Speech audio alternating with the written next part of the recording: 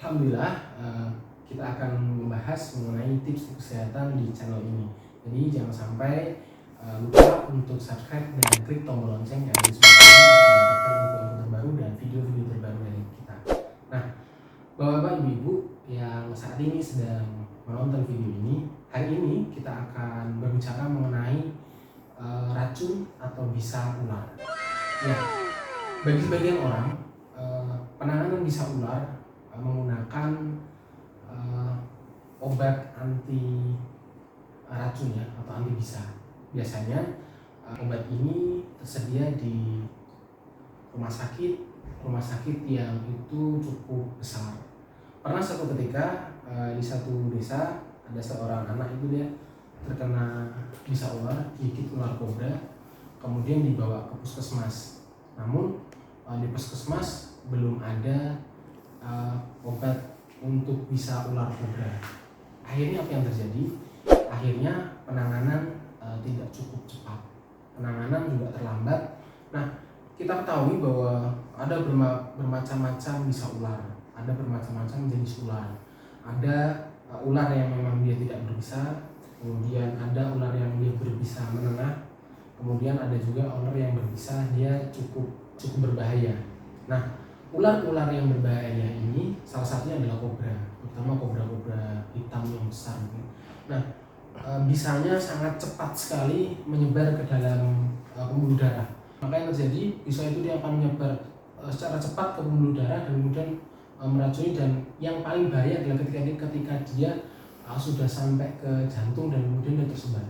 Maka seketika dalam hitungan jam biasanya seseorang yang terkena bisa ular dia bisa meninggal. Nah, banyak pola-pola penanganan pertolongan pertama untuk orang-orang yang mengalami keracunan bisa ular. Salah satunya ada yang kemudian dia diikat bagian situ. Namun apa yang terjadi? Membiarkan bisa ular dia stuck di dalam ikatan itu, yang terjadi dia akan membusuk. Tangan itu dia akan membusuk. Karena apa? Karena saking kerasnya efek dari racun itu. Jadi terus apa gitu kan? Terus apalagi yang lain? Biasanya ada juga yang kemudian dia diberikan minuman ibaratnya dia mencegah ya.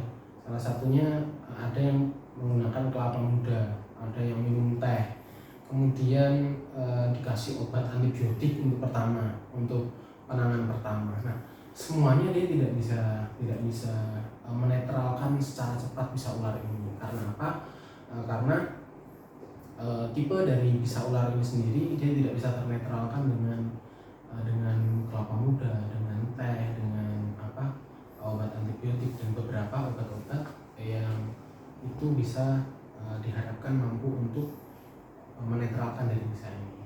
Nah, tentunya masyarakat kita selama ini butuh waktu yang cukup jauh apabila dari pedesaan ya, di tempat pedesaan, kemudian dia harus menuju ke rumah sakit besar untuk mendapatkan obat anti bisa ini. Nah, dan tentunya cukup lama, padahal kecepatan dari bisa ular ini untuk menyebar dalam ke seluruh tubuh, menyebar itu sangat cepat sekali. Nah, lalu apa? Nah, saat ini dengan penelitian yang dilakukan oleh Ustadz Haris Mujahid dan kemudian diuji cobakan di beberapa orang dan juga di beliau sendiri mencobakan digigitkan bisa ular itu dari kepala langsung ke otak, kemudian di tangan, dan kemudian beberapa orang yang terkena bisa ular ini alhamdulillah bisa tertangani dengan baik. Nah, ini adalah salah satu rasa syukur kita karena ada cara yang itu dapat menetralkan bisa ular ini dengan cepat. Nah, dengan apa itu? Nah, saya ceritakan dulu. Nah, beliau Ustadz Haris rahimahullah menyampaikan kepada seluruh muridnya di metode pelatihan akhir zaman itu, metode Pascal Kasau, bahwa ada satu zat yang itu bisa langsung menetralkan bisa ular dengan cepat. Nah, beliau menjelaskan bagaimana kemudian manusia itu diciptakan oleh Allah. Beliau menceritakan mengenai bagaimana Adam itu diciptakan. Nah, Adam diciptakan dari apa? Dari tanah, ya. Dari segumpal tanah kemudian jadilah kemudian Adam. Nah, dari tanah itu kemudian beliau terinspirasi, akhirnya beliau studi di lapangan dan menemukan bahwa ketika seekor babi di hutan dia terkena racun atau keracunan, maka dia akan masuk ke dalam lumpur dan makan dan meminum lumpur itu dan menggulung-gulungkan badannya di situ. Kemudian yang terjadi apa? Babi itu bisa berlari-lari. Artinya dia terselamatkan dari racun yang semula mengenainya. Nah, dari babi kita beliau mendapatkan satu pembelajaran bahwa alhamdulillah ternyata tanah ini dia bisa menetralisir racun. Apakah iya ini? Dan sejauh mana tanah yang dipakai ini untuk menetralisir racun sejauh apa? Nah, kita tahu bahwa racun yang paling ganas yang ada di sekitar adalah salah satunya adalah racun dari ular kobra dan juga racun dari kalajengking. Itu kalau kena kalajengking biasanya bisa menggigil, panas, dan kemudian bisa menyebabkan juga sampai kematian. Nah, akhirnya beliau uji cobakan pada beberapa orang dan juga pada diri beliau. Alhamdulillah yang terjadi apa? Tanah itu benar-benar dia bisa menetralisir racun dari gigitan ular. Nah, bagaimana cara kerjanya? Cara kerjanya, masya Allah, ketika tanah itu kita langsung konsumsi seketika, ketika terkena racun, kemudian kita langsung mengkonsumsi tanah, maka racun dalam tubuh dia secara cepat dia akan ternetralisir. Nah, masya Allah. Nah, karenanya ini bisa menjadi salah satu pertolongan pertama pada orang-orang yang terkena gigitan ular berbisa. Apa? Solusinya adalah kita konsumsi tanah. Pertanyaannya, bagaimana cara mengkonsumsinya? Beberapa orang yang kita rekomendasikan untuk ini, mereka mencampur dengan air. Seberapa tanahnya, takarannya, nah itu disesuaikan. Jadi artinya disesuaikan beberapa untuk kemudian dia dikonsumsi. Artinya langsung saja. Tanah yang seperti apa? Tanah di sekitar, yang terdekat. Karena kita tidak bisa mencari tanah yang seperti apa. Nah, itu sama halnya ketika kita mencari obat atau mencari vaksin atau obat anti bisa ya di rumah sakit pun jauh perjalanan. Jadi ketika Anda terkena bisa ular, maka secepat mungkin Anda langsung konsumsi tanah yang ada di sekitar, dicampur dengan air dan kemudian langsung diminum. Insya Allah dia akan netralkan. Jadi tanah apapun itu. Nah, apabila dia kurang, tambah saja, tambah takaran dari tanahnya. Nah, artinya cukup air putih kemudian dicampur dengan tanah 1 sendok 2 sendok kemudian langsung diminum.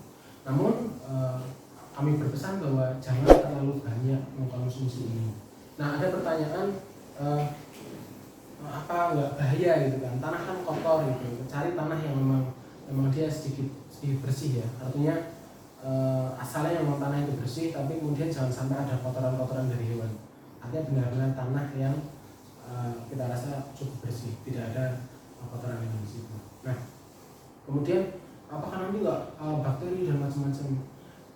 Fokus kita adalah pertolongan pertama pada korban yang terkena racun berbisa, karena itu lebih penting untuk nanti bakteri dan yang lainnya ketika imunitas tubuh dia baik, insya Allah bisa dibantu selanjutnya untuk penanganannya. Yang kita pikirkan,